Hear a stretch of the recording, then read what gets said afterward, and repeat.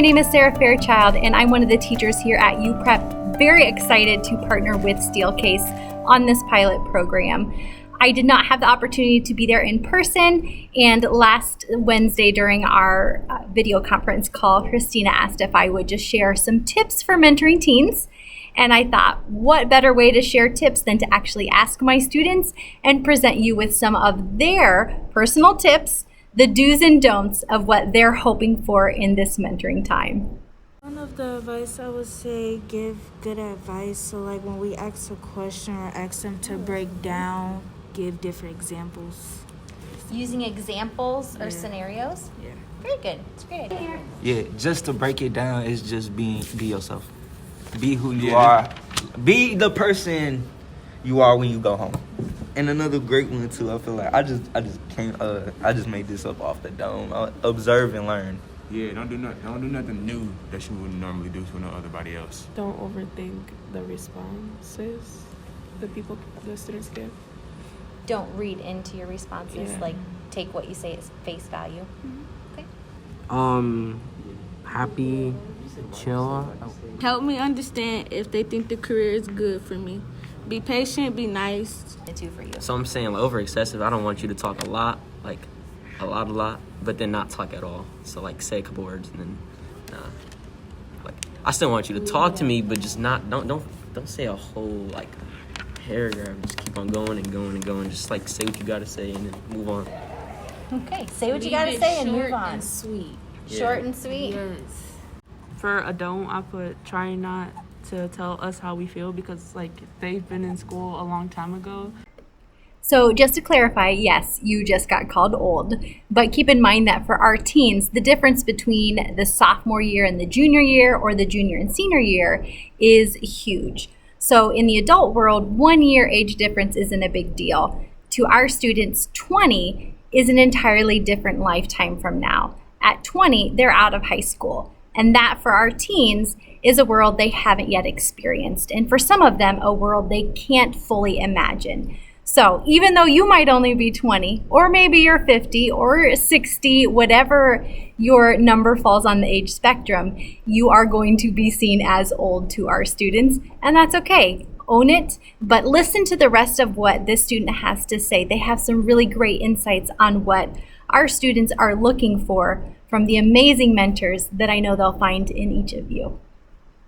They've been in school a long time ago and we're going through a lot more stuff, personal stuff, but also like educational stuff. So they can't be like, oh, that should be easier. Like try to act better than us because they're older. Kind of treat us as equal.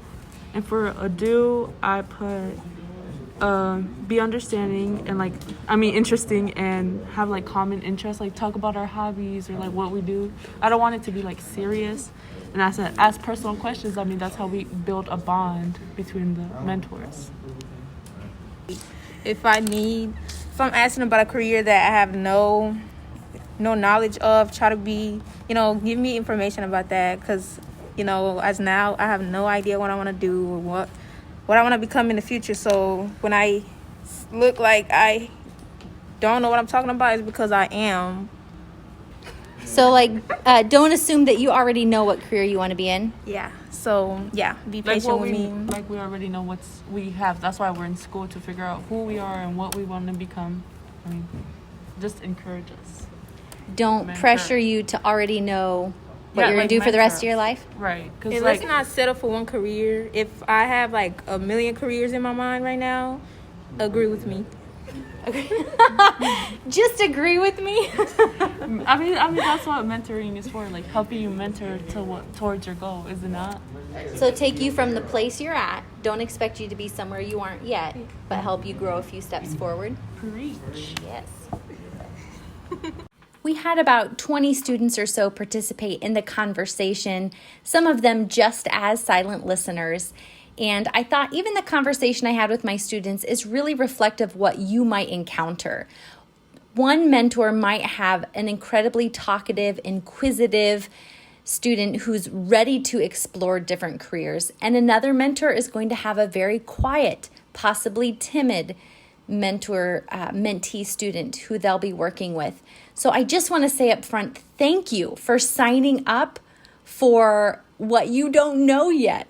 You don't know who you'll be getting. You don't know how long it might take to find those common interest points or develop a sense of mutual respect where you're really engaging in meaningful, productive dialogue. Thank you for signing up and saying yes, even with all of those question marks out there. I am so excited for our students to experience this partnership through the pilot program. Some of them are more ready to engage fully than others because they're all at different points in their life. For some of them, the idea of mentoring with an adult that they don't personally know can be a little intimidating. Be patient with our students. Understand that silence for them might just be processing. And if you end up with a really quiet dialogue, that might be okay. For others, they don't know the meaning of quiet dialogue and they have so many thoughts and so many questions.